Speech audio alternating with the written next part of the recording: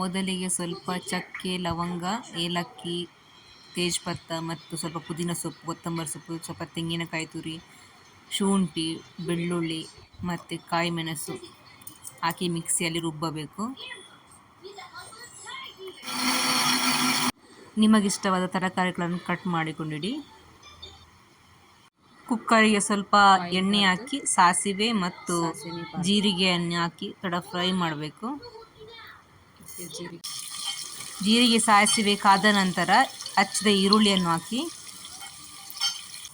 ಈರುಳ್ಳಿ ಸ್ವಲ್ಪ ಫ್ರೈ ಆದ ನಂತರ ಕಟ್ ಮಾಡಿದ ತರಕಾರಿಗಳನ್ನು ಹಾಕಿ, ಕ್ಯಾರೆಟ್, ಬೀನ್ಸ್,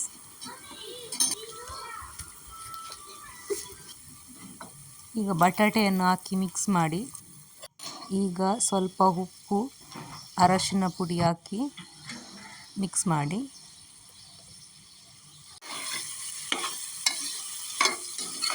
ನಂತರ ಬಟಾಣಿಯನ್ನು ಹಾಕಿ ಮಿಕ್ಸ್ ಮಾಡಿ, ಈಗ ಮಿಕ್ಸಿಯಲ್ಲಿ ಗ್ರೈಂಡ್ ಮಾಡಿದಂಥ ಗ್ರೀನ್ ಮಸಾಲವನ್ನು ಕುಕ್ಕರಿಗೆ ಹಾಕಿ,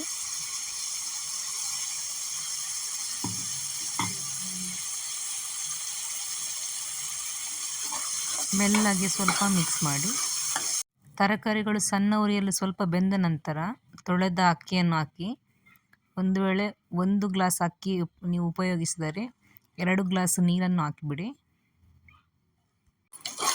ಅಕ್ಕಿಯನ್ನು ಚೆನ್ನಾಗಿ ಮಿಕ್ಸ್ ಮಾಡಿ